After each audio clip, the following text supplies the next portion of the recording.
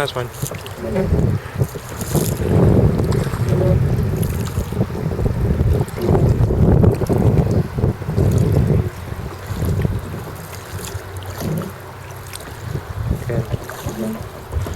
Just going on the bridge.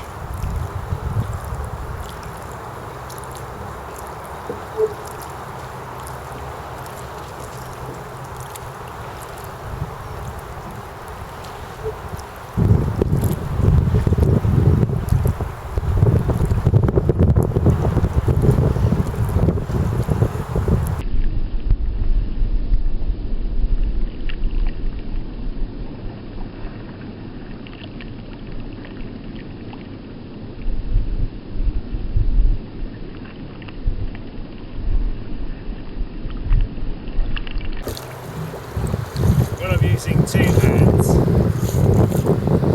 I'm not using two hands at the same time. I'm using that hand going that way and that hand going that way. Okay. So the trailing arm, if you like, is really not doing an awful lot. Just helping.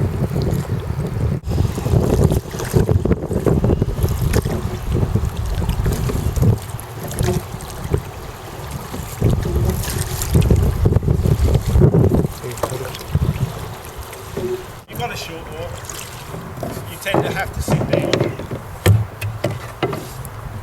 to get that. You're better to be underneath the oar than over the top of it. So that, but of course you've then lost a lot of the use of your body. So it'd be a bit like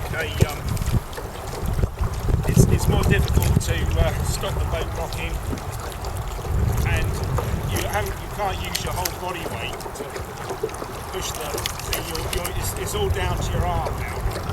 That's why it's much harder work to do it sitting down.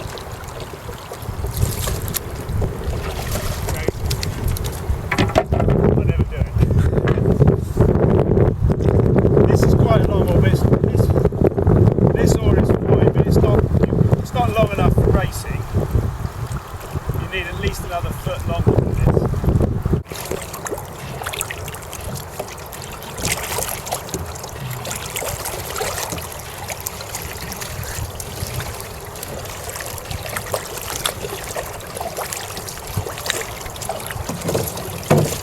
Just going on the bridge.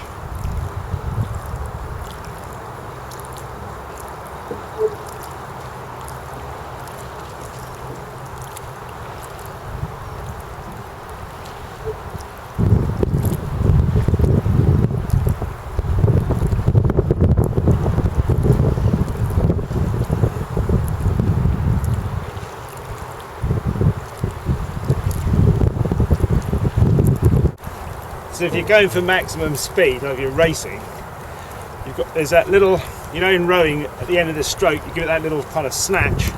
Yeah. There's the same sort of thing with that at the end of the stroke. You do a little. It's basically on the equivalent of feathering your oar when you change direction. Okay.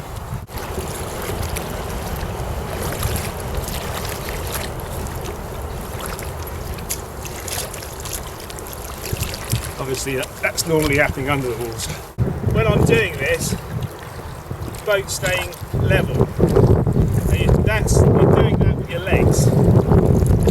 You can't really see it, but I'm transferring weight from one leg to the other as I'm going through the stroke.